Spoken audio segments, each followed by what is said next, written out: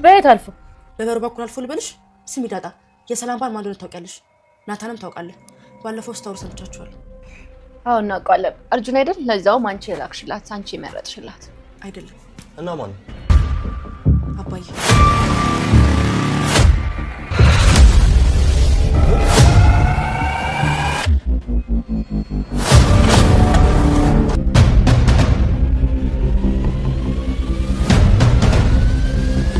በጆሮ ሰምቻለሁ። የገዛ አባትሽን እየጠረጠርሽው ነው? እኔ ግን እዚህ ቤት የሆነ ትልቅ ነገር እንዳለ ይሰማኛል። እርግጠኛ ነኝ።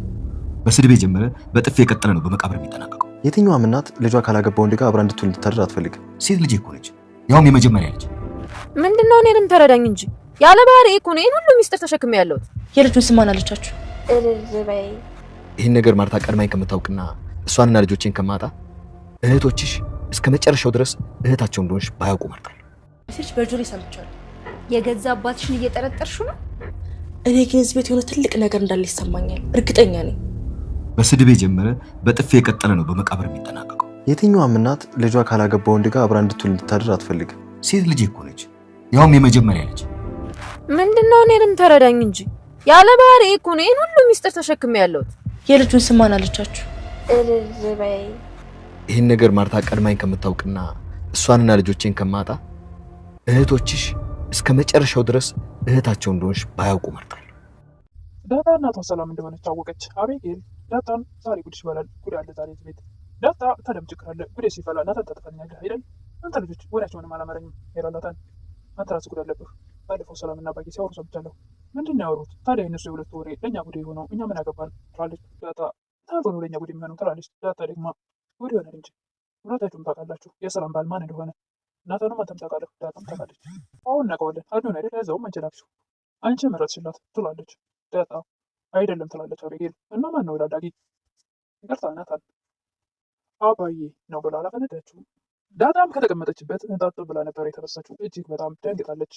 ናታም በራሱ በጣም ደንግጠዋል። የምትናገረው ነገር ግራ ገብቷቸዋል። በዚህ አጋጣሚ ዳጣ እናቷን አወቀች ማለት ይቻላል። ሰላም ጤና ይስጥልኝ ውድና የተከበራችሁ በመላው ዓለም ያላችሁ ኢትዮጵያና ኤርትራውያን ተነሱ እግዚአብሔር ይመስገን ደህና ነኝ። ዳጣ ክፍል 38 አብረን እናያለን። የባለፈው ክፍል ሰላምና አቶ ደረጀ ሲነጋገሩ ካቆዩ በኋላ ልጄን የት እንዳለች ታውቃለህ ወይ? እባክህ ንገረኝ እያለች፣ ይሄ ነገር ዝም ብሎ የሚወራ አይደለም፣ እባክሽ ልጄን፣ ልጆቼን፣ ባለቤቴንና ቤቴን ትዳሬን አስቢ በማለት ብቻ ሁሉም ነገር ቀላል ይሆናል፣ አንቺ ብቻ በሰላም ተገላገይ ብለው ተነስተው ሊወጡ ሲሉ በር ሲከፍቱ አቤጌልን በር ላይ ያገኟታል። አቶ ደረጀም ቆይ እዚህ ተለጥፈች ምን ነው የምትሰሙ ይላሉ። እሷም አባዬ አልተለጠፍኩም እኮ ልክ ልገባ ስል ነው አንተ በር የከፈትከው ብላ ሽምጥጥ አድርጋ ተከዳቸዋለች። በር ላይ ተለጥፋ ግን ስታዳምጣቸው ቆይታለች። ቆይ ለምንድን ነው አንቺ እንደ ክፉ ጎረቤት በር ላይ መተሽ የምትለጠፊው?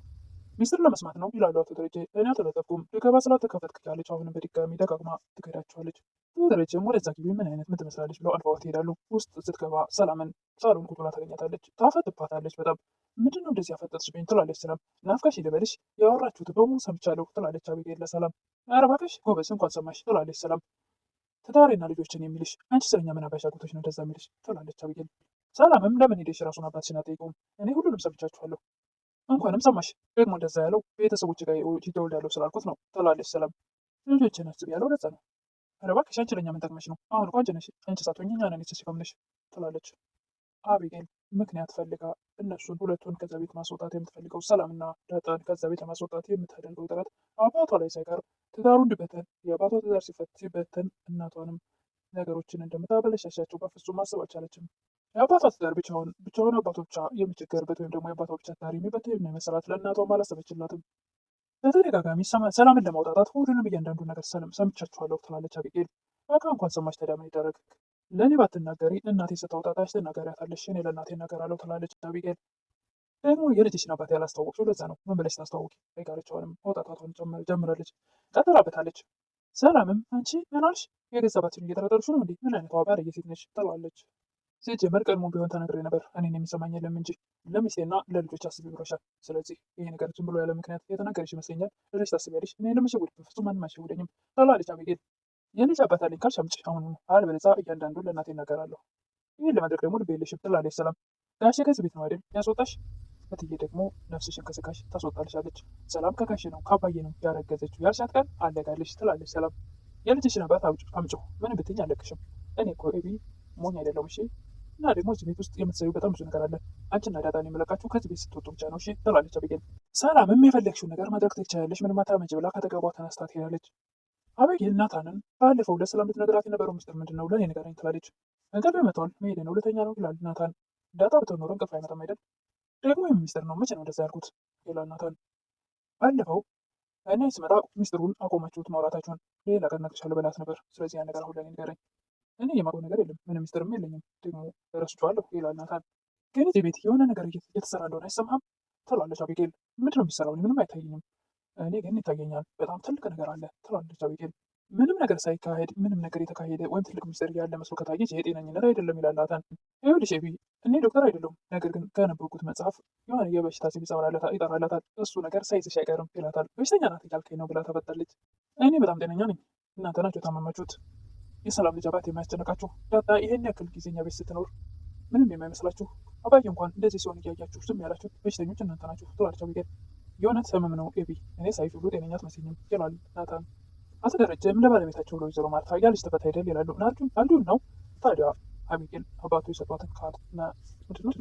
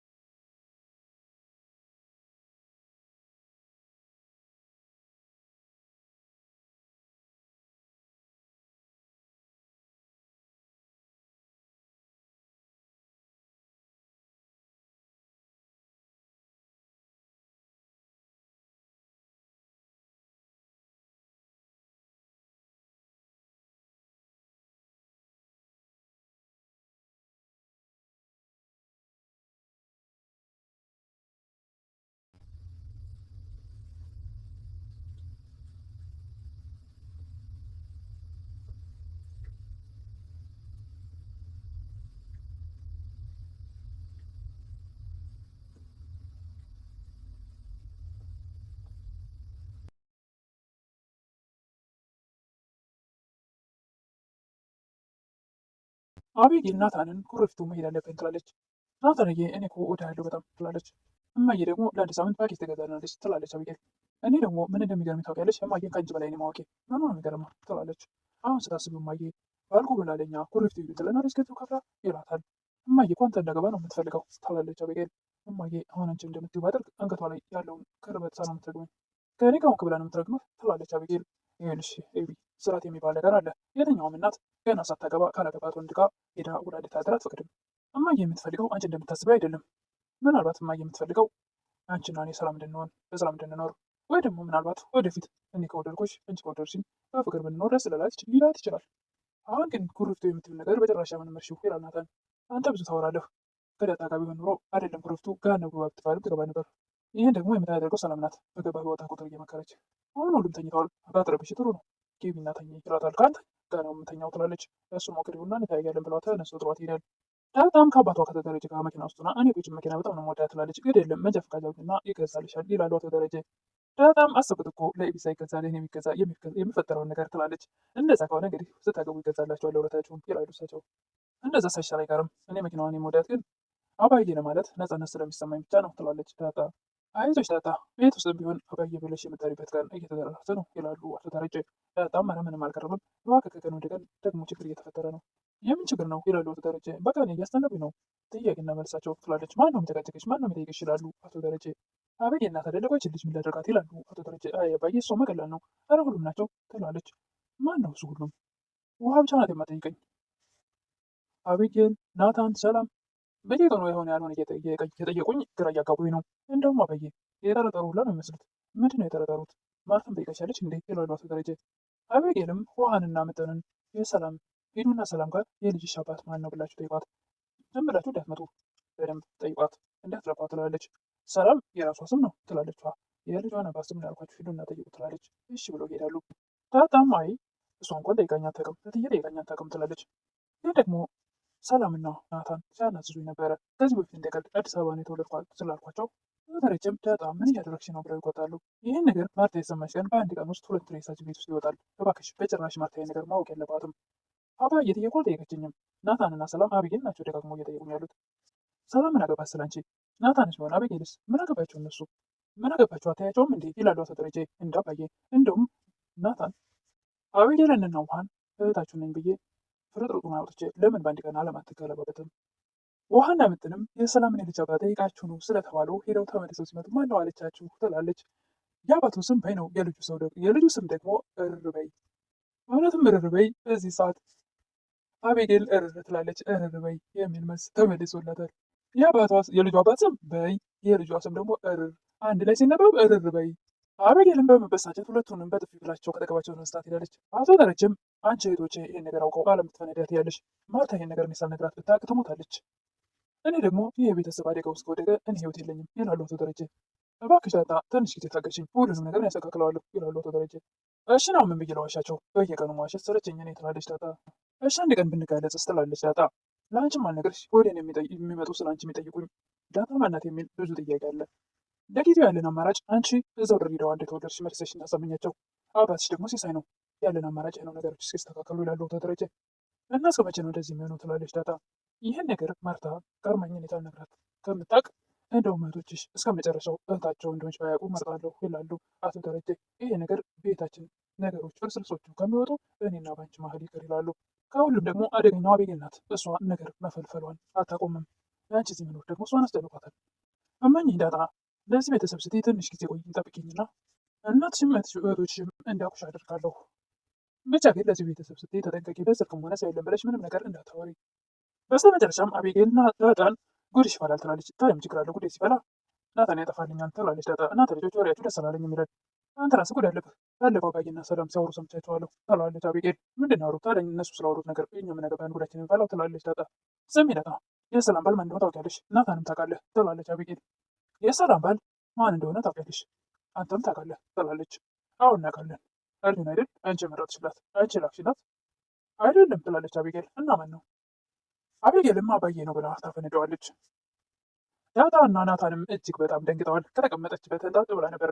ዳጣ ይህን ነገር ወይዘሮ ማታ ጋር እንዳይደርስ ብለው አቶ ደረጀ ዳጣን ሲማጸኑ ነበር። ትንፍሽ እንዳት እያሉ ሲያሳስቧትም ነበር። እሷም ችግር የለም ለአንተ ስራ አደርገዋለሁ፣ ምንም እንኳን እህታቸው እንደሆንኩ እንዳውቁ ብፈልግም ነገር ግን ለአንተ ስል ደግሞ አደርገዋለሁ ብላ ዳጣ ለአባቷ አሳምናው እሺ ብላ ቃል ገብታለች ነበር። አቶ ደረጀ ግን ወይዘሮ ማታ እኔ ሳልነግራት ቀድማ ካወቀች እሷ ትሞትብኛለች፣ ቤተሰብ ይበጠበጣል በማለት ሲጨነቅ ነበረ።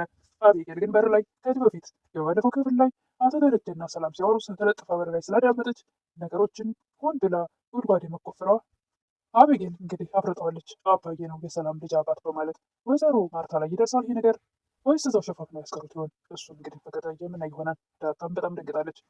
ሰላም እናቷ እንደሆነች ገብቷት ነው ወይስ ምንድን ነው ዳጣ የደነገጠችው?